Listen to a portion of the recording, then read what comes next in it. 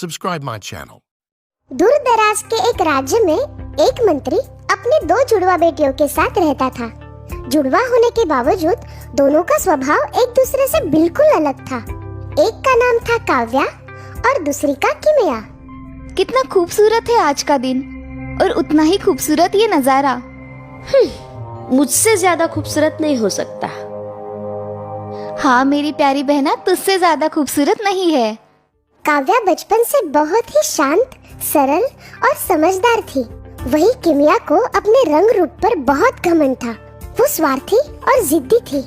दोनों के 19वें जन्मदिन पर मंत्री ने बहुत बड़ी दावत रखी।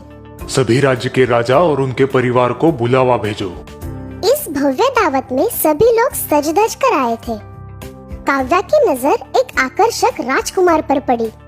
किमिया भी उसी राजकुमार को देख रही थी। वो देखो, वो राजकुमार कितने आकर्षक है। हाँ, आकर्षक तो है। राजकुमार तो मुझे ही पसंद करेंगे। क्यों? मुझ में क्या कमी है? तुम अच्छी तरह से जानती हो। दावत में राजकुमार के परिवार वाले किमिया के लिए शादी का प्रस्ताव रखते हैं।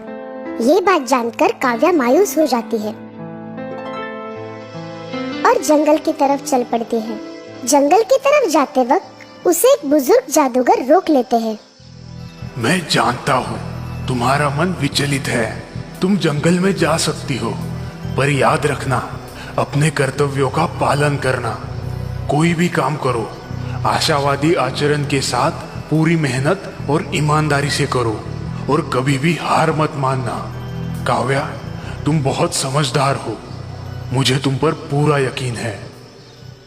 जंगल में थोड़ी दूर जाते ही उसे एक अजीब सी आवाज सुनाई देती है। हाँ?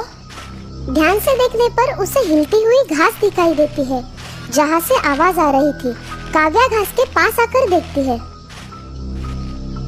अरे ये क्या? हिरन, तुम इस शिकंजे में कैसे फंस गए? रुको, मैं तुम्हें शिकंजे से बाहर निकालती हूँ। वाह, कितने खूबसूरत हो तुम। बिल्कुल सोने जैसे चमक रहे हो। बहुत बहुत शुक्रिया। हाँ, तुम बोल सकते हो?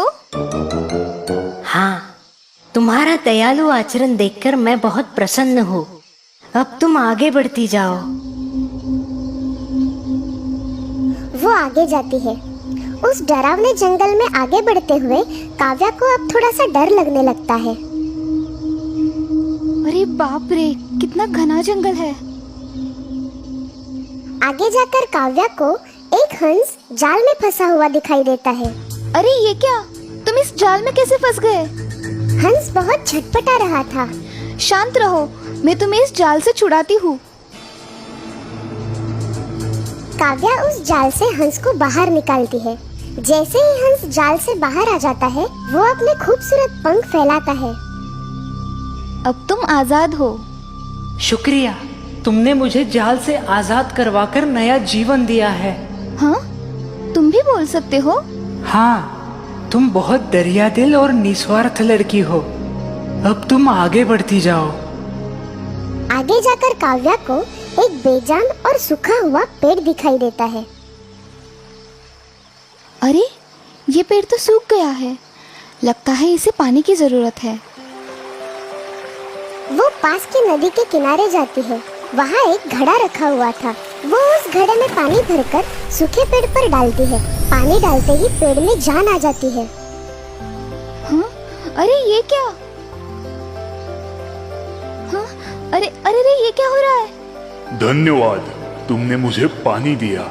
हाँ? तुम भी बोल सकते हो? हाँ। लड़की, तुम बहुत नेक दिल की हो और तुम्हें किसी भी चीज का लालच नहीं है। तुम्हारा दयालु आचरण देखकर मैं बहुत प्रसन्न हूँ और मैं तुम्हें तोहफे के तौर पर कुछ देना चाहता हूँ।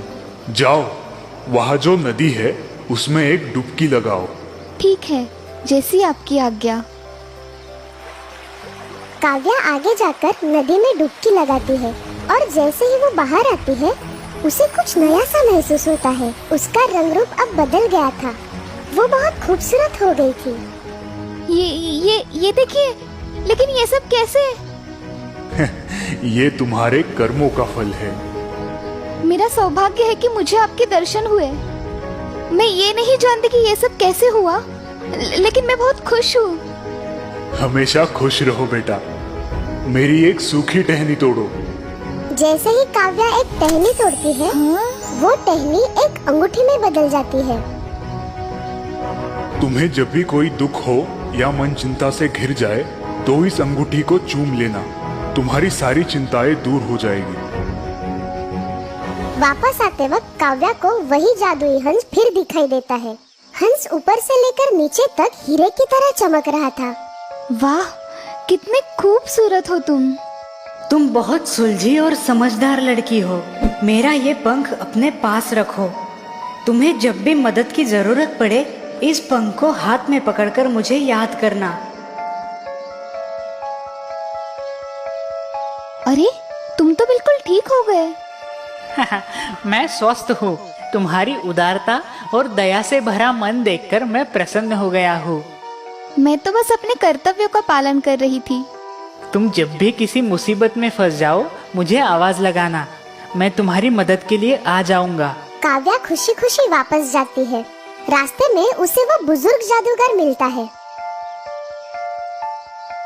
काव्या, तुम्हारे स्वभाव को देखकर उन्होंने तुम्हें ये उपहार दिए हैं जो जीवन भर तुम्हारे काम आएंगे। अब अपने घर जाओ, सब कुछ ठीक हो जाएगा। काव्या अपने घर वापस आ जाती है। काव्या, तुम इतनी खूबसूरत कैसे हो गई और कहाँ चली गई थी? और ये सब क्या है? एक बुजुर्ग जादूगर ने मुझे जंगल भेजा था। किमिया के मन में लालच आ जाता है।